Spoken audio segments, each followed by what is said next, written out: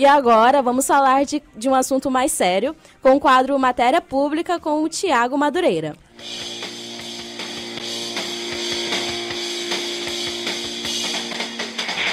Matéria Pública.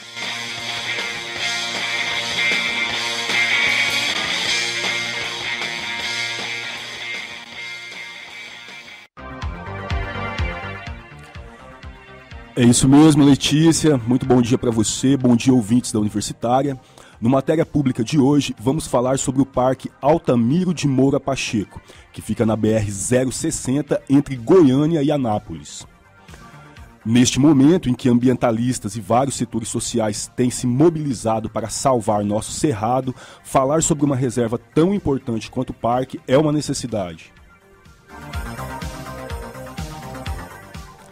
Servindo como uma espécie de proteção ao reservatório João Leite, o parque tem áreas de mata que apresentam flora e inclusive fauna exuberantes. Pesquisadores já catalogaram cerca de 290 espécies de animais vivendo na área.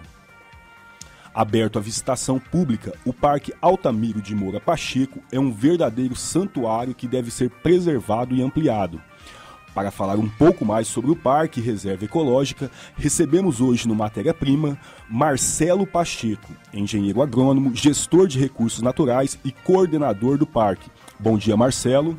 Bom dia a todos. Marcelo, como foi formado o Parque Altamiro de Moura Pacheco? Bom, um pouco do histórico, né? O parque ele foi criado ainda no início da década de 1990, muito naquele movimento que estava associado àquela conferência, a Eco 92, né? Realizada no Rio, Conferência das Nações Unidas, aí, que discutiu o meio ambiente. E nessa seara o governo do estado teve a oportunidade de adquirir essa gleba de terras e em 92 ele criou esse parque, né? Parque Altamiro de Moura Pacheco, ele foi, a área até foi adquirida um pouco antes, mas em 92 o parque foi criado. Há alguns anos houve uma espécie de junção com outro parque estadual, do João Leite. Você pode explicar isso para a gente? Qual que é a importância desse processo? Ah, certo, bacana. Bom, o Parque Altamiro de Moura Pacheco ele foi criado em 92 e aí, agora recentemente, em 2014, a gente teve a criação de uma outra unidade de conservação, um outro parque, numa área vizinho, que é o Parque Estadual do João Leite. Esse parque criado em 2014... juntamente com o Parque Altamiro de Moura Pacheco, então os dois totalizam uma área de quase 5.000 hectares, protegendo e envolvendo todo o reservatório João Leite, pegando áreas em 4 municípios diferentes.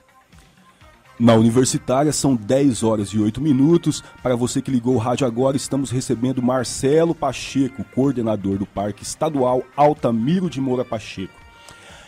Algo recorrente são as queimadas que atingem o parque quase todos os anos. Marcelo, por que ocorrem essas queimadas e o que vem sendo feito pelo governo do estado para prevenir essas tragédias? De fato, o problema relacionado ao fogo, os incêndios florestais, eles são o principal problema e o principal impacto que existe hoje em se tratando desses dois parques, o Parque Altamiro de Moura Pacheco e o Parque João Leite.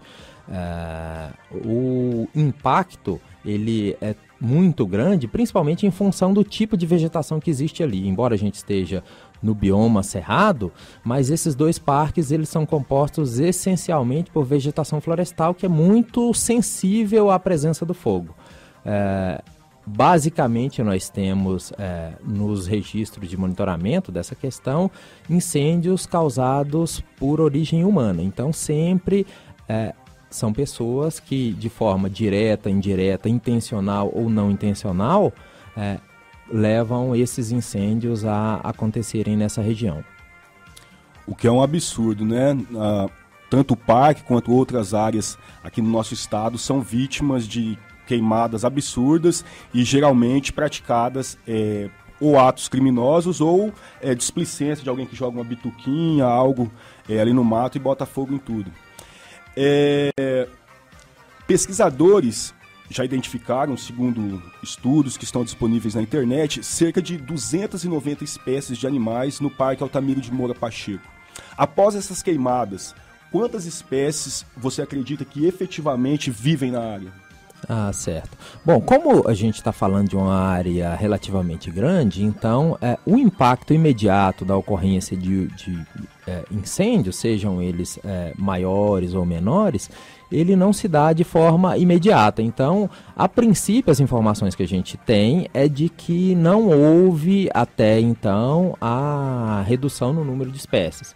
O que acontece especificamente para determinados grupos é a redução do tamanho das populações. Esse é um impacto um pouco mais direto, mas em relação à perda de espécies, até hoje isso ainda não foi registrado, embora nós tenhamos vivendo nessa região, dentro do parque e nessa região um pouco maior, algo em torno de 4 espécies da fauna que estão na lista de espécies ameaçadas de extinção e 2 espécies de plantas que também estão ameaçadas de extinção. Quais espécies são essas?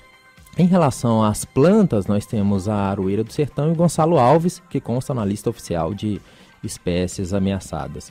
E em relação à fauna, nós temos o lobo-guará, que é inclusive tido como uma das espécies símbolos do Cerrado, Sussuarana, ou seja, 2 animais aí de grande porte, predadores que são conhecidos como predadores de topo de cadeia, e além disso, algumas espécies de felino, o principal deles a jaguatirica, que também é uma espécie que corre risco, e o tatu-canastra, outra espécie também aí que quase não se tem mais notícia em boa parte da área ocupada pelo Cerrado brasileiro. Aqui nos 870 AM do seu rádio, estamos conversando com Marcelo Pacheco, coordenador do Parque Estadual Altamiro de Moura. Marcelo, existem indicações que a gente pode consultar pela internet de que o reservatório João Leite só abastecerá a cidade, a região metropolitana, até 2025. Como fica o parque depois desta data? Já tem algo sendo planejado nesse sentido? Certo, bacana. Na verdade, esse é um esclarecimento importante para se fazer. O João Leite, né, esse manancial importante, que hoje é o principal manancial de abastecimento para a região metropolitana de Goiânia, ele já abastece parte dessa região desde antes da implantação do reservatório, que aconteceu em 2010. O que hoje acontece é que, e que na verdade aconteceu durante um tempo, de 2010 para cá, é de que a nova estação de tratamento de água, ela ainda não estava em funcionamento, mas desde antes dos anos 2000, o Ribeirão João Leite ele já fornece água para parte da cidade de Goiânia. O que ocorre é que agora, esse trabalho inclusive está sendo feito nesse momento, está sendo feita a interligação dos sistemas produtores, dos 2 principais sistemas produtores, o sistema João Leite e o sistema Meia Ponte. Como o Meia Ponte ele dispõe de uma vazão muito pequena, então a água do João Leite ela vai complementar esse sistema. E esse prazo que se fala, né, até 2030, 2035, na verdade é um prazo de que esse manancial ele vai conseguir suportar a população dessa região, considerando esse crescimento estimado. Então, a partir desse momento, não que o reservatório ou que o João Leite vai deixar de fornecer água. Na verdade, a quantidade de pessoas e a demanda por água vai ser tamanha que a gente vai precisar de uma fonte adicional, além desses sistemas que já existem. E quem quiser conhecer o parque, Marcelo, como pode entrar em contato e quais tipos de atividades são permitidas aos visitantes? Certo. Bom, o parque, ele hoje está aberto à visitação, entre quarta-feira e domingo, e também aos feriados, sempre entre as 8 e as 17 horas. E, enfim, ele fica aqui localizado entre Goiânia e Teresópolis de Goiás, ali às margens da BR-060, 153, e ele pode ser acessado nesses momentos por qualquer pessoa que tiver interesse.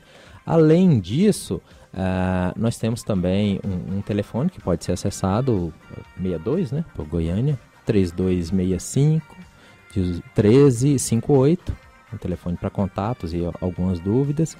E hoje o que nós temos desenvolvido em relação ao uso público, pensando em visitação espontânea, são passeios em trilhas, observação de fauna, e dentro desses passeios de trilha, tanto para caminhadas, para corridas, e também mountain bike, que hoje talvez seja a principal atividade em termos de quantidade de pessoas. Nós temos algumas trilhas lá específicas para mountain bike e tem muita gente, principalmente nos finais de semana, que vai para lá pedalar. Marcelo, a gente está chegando ao fim do nosso quadro Matéria Pública de hoje. Muito obrigado pela sua presença em nossos estúdios. Se tiver mais alguma informação que você queira acrescentar, o microfone é teu. Obrigado, eu agradeço ao convite, a oportunidade e aproveito para convidar todos aqueles que não conhecem, que, enfim, visitem o parque, conheçam um pouco aí dessa amostra importante de fauna e flora que a gente tem aqui pertinho da capital. E este foi o Matéria Pública de hoje. Espero que nossos ouvintes procurem e visitem o Parque Altamiro, que é um lugar realmente maravilhoso. Você, ouvinte, fica agora com o punk rock do Cólera e a música Deixa a Terra em Paz.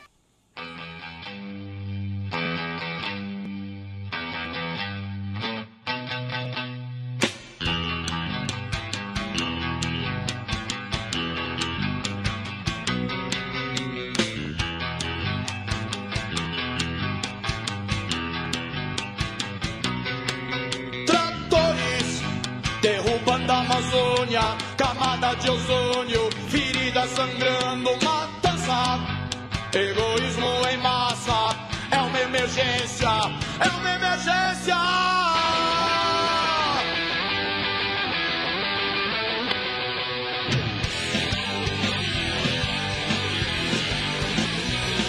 A terra, bom lugar pra morar, tem muita mata, muita chuva e tem a espera, só pra ver os leões, as aves, os peixes, os imensos vulcões. Bicho, gente, está doente, mata o mundo, mata a gente. Parem as guerras, deixem a terra em paz. Deixa a terra em paz. Deixa a terra em paz. A terra, universo plural, a biodiversa estrutura que gira, tem hora para nos sagrariar. Comida pra todos, é um enorme quintal. Bicho, gente, está doente, mata o mundo, mata a gente. Parem as guerras, deixem a terra em paz. Deixa a terra em paz. Deixa a terra em paz, em paz.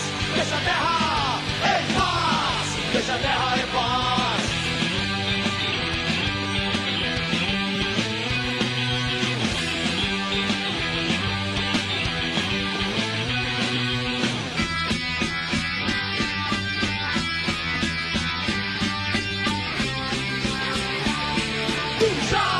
Sobe a terra, já! Sobe a terra, já! Tu já! Sobe a terra, já! Sobe a terra, já!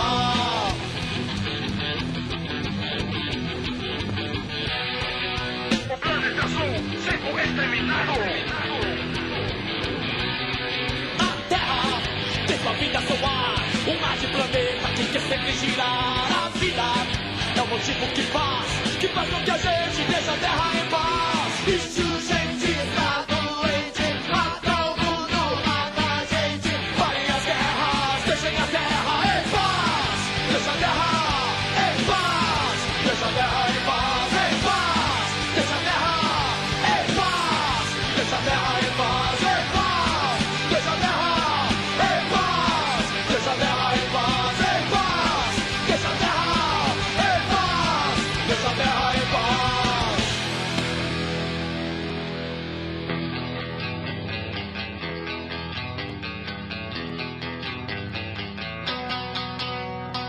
Paz. Deixa a terra em paz.